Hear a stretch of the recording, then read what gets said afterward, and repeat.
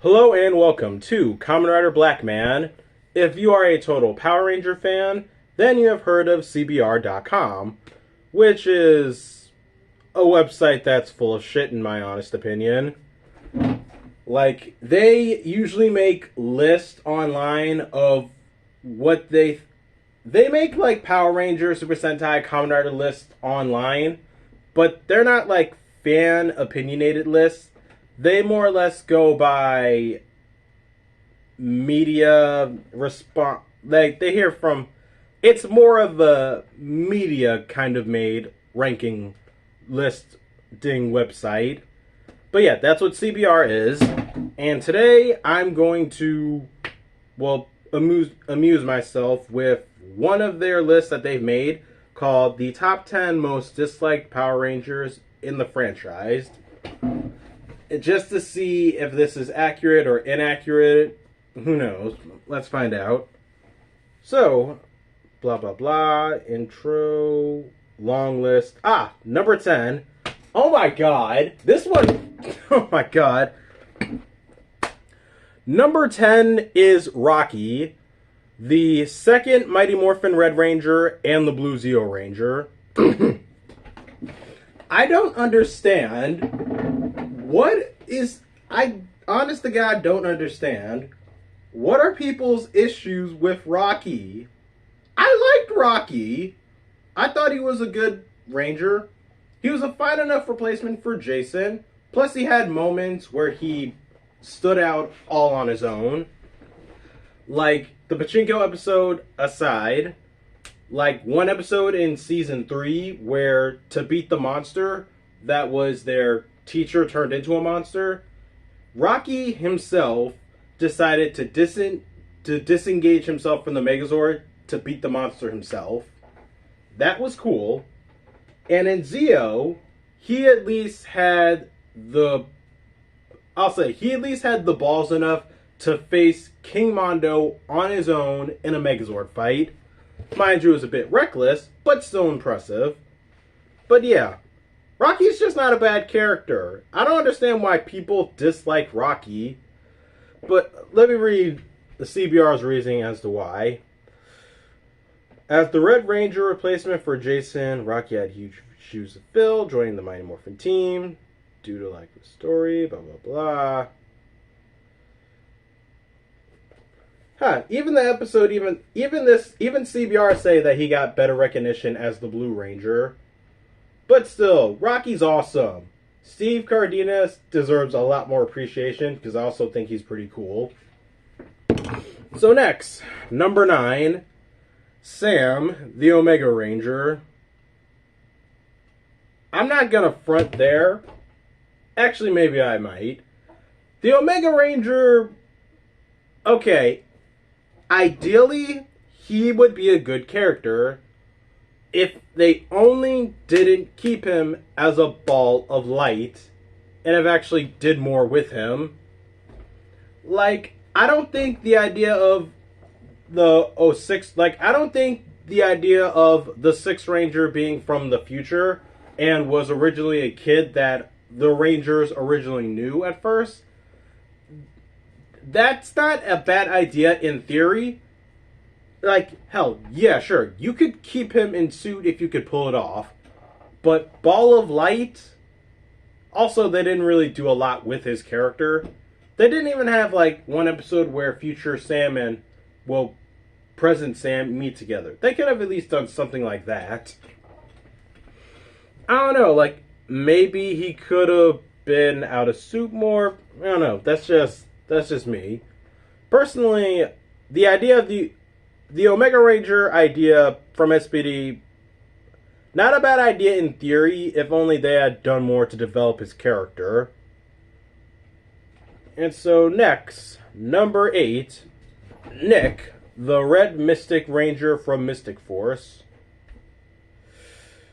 Yeah, okay. My memory on Mystic Force is a bit vague, but let's see what CBR has to say. As the leader of the Mystic Force team and the central focus of the entire season, Nick left a lot to be desired from a character in both of those roles. He is reluctant to take the powers and use them for the whole season.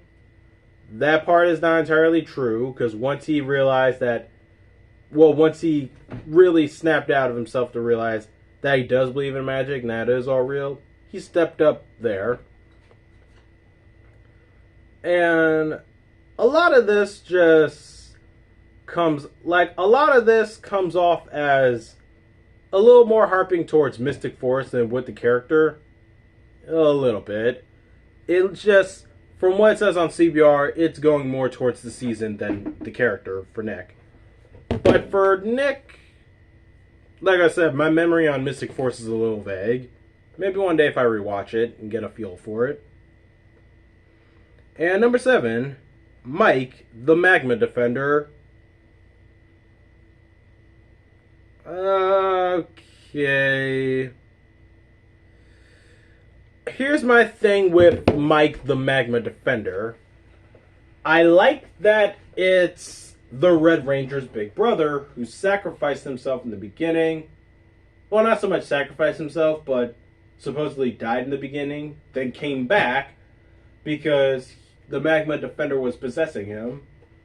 And then, once the Magma Defender dies, he gets the powers, and he becomes the new Magma Defender. I think the thing with Mike is that he's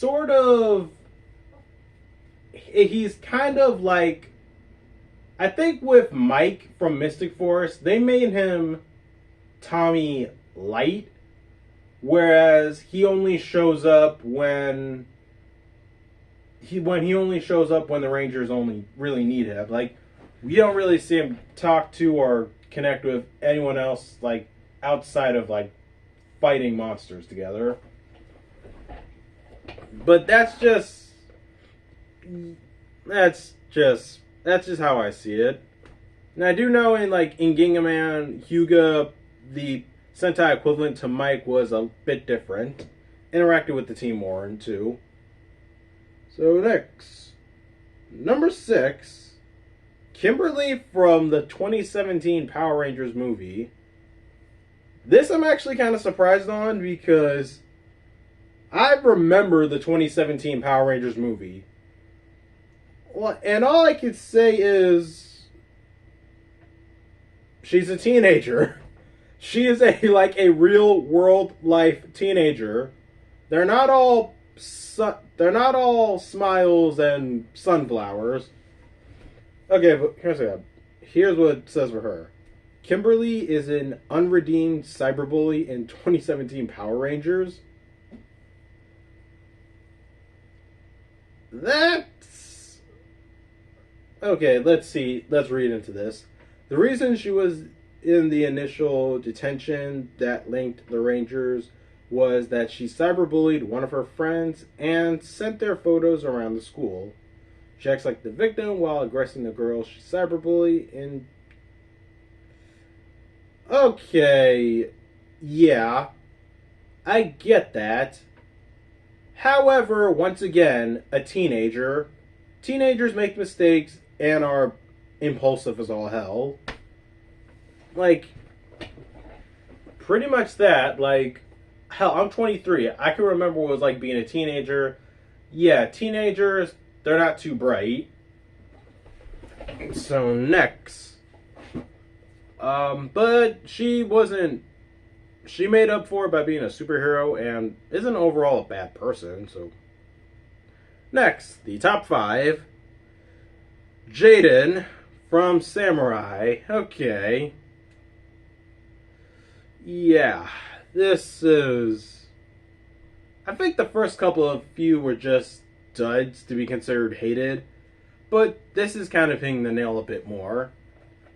He's stoic and disciplined, but here's how to describe it for Jaden. Shinkenger is Power Rangers Samurai is a note-for-note copy of Shinkenger. And the interesting storyline and whatnot they did with Shinken Red, this is basically a kind of watered-down version of that. it's kind of a watered down version of that with not as much weight to it. And keep in mind, like, when I was a kid, I liked Samurai. I can admit that right now. But as an adult now, it most definitely doesn't help that I have seen Shinkenger. But even so, it definitely doesn't help that I have seen Shinkenger. But looking at this and thinking about it, honestly thinking about Jaden from Samurai now, I can see where he has some faults. Some of those faults being too worried about his team, and some were a little too melodramatic. But yeah. But I think for this, let me even read for this. What makes his unlikability even greater is the fact that the True Red Samurai Ranger and Jaden's sister Lauren is more well received in her introduction. It took time for Jaden to warm up to his team. After he did, he became more bearable as a character. Unfortunately, the damage at that point had already been done. And this is where I think CBR is full of shit, because, like, yeah, he needed to take time. Yeah, he needed to take time to warm up to his team. So did Takeru from Shinkenger. Like, growing relationship. Ever thought of that? Or does CBR think that once the Power Rangers are a formed team, all peachy? I'm saying. Okay, this one's bullshit, because no, this one is bullshit. It's complete bullshit. Number 4 is Albert, the first Purple Ranger from Dino Charge. That is bullshit, because Albert was not a bad character. He was not. He was obviously there to be there for one episode, and was the equivalent to Dr. Yushade from Kyoryuger, who in his debut episode realized, yeah, I gotta retire. How dare you, CBR? How dare you? You know. Felt like a wasted episode. They got the purple Eder gem. It wasn't a waste. Just CBR. Number 3, most of the overdrive. Number 3 is straight up the whole Operation Overdrive team. Like, that's just being brutal for the sake of being brutal. And I can see why for almost all of them. Like, I can see why for almost all of them. Ronnie exists. Dax is semi-annoying. Rose isn't the worst, but she's still a little bit of a jerk in some areas. Taizon, oh my god. The Sixth Ranger Taizon, he really exists. Like, once he joined the team, it's like, I don't know, what more could you really say about him? I actually honestly think that Operation Overdrive was the start of where this happens in certain shows, from where the Sixth Ranger joins the team. They don't particularly do all that much with him, and so isn't particularly all that interesting in return. Like, Taizon's backstory is interesting, but it's that later on, once we see him develop more, you kind of don't like him as a character. Mac, on the other hand, Mac's one big fault could be that he got all the development, where everyone else just kind of sucked. But yeah, just oh god, it's like, wow. For Operation Overdrive 2, it's the explanation for them too is just short. It says that they lack storylines, overall attitude toward being ranked. Yeah. Well, next. Oh, God. I think I might know who number 1 is. But for number 2, at least, it's Justin from Turbo. This, I will... Honestly, I'm going to try to defend this one. Like, Justin from Turbo, he ideally isn't that bad. In concept, he's not bad. I think it's just that in execution, people didn't like it. Like, a child ranger... I think one of the big issues with him is that he's so young. Because he's like 11 or 12 in one episode. Well, actually, no. I think he's like... Yeah, I think the character's like either like 11 or 12 in Turbo.